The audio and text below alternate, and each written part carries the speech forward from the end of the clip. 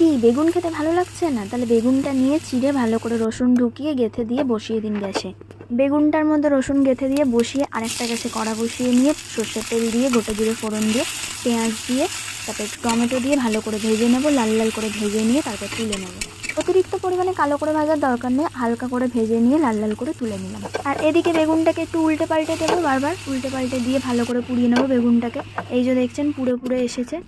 ভালো করে কালচে করে পুড়িয়ে নিয়ে তারপর বেগুনটা একটা প্লেটে তুলে নেবো। তুলে একটু ঠান্ডা হলে তারপর ওর খোসাগুলোকে ছাড়িয়ে নেবো। শুধু শুধু আবার গরম গরম ছাড়াতে যাবেন না, নয়তো হাতটা বেকার পুরো বসে থাকতে হবে। ঠান্ডা হলেই কিন্তু ছাড়াবেন। বেগুনের সাথে যে রসুনগুলো গেঁথে দিলাম সেইগুলোও সিদ্ধ হয়ে গেছে, সেইগুলো ভালো করে ম্যাশ করে নেবো।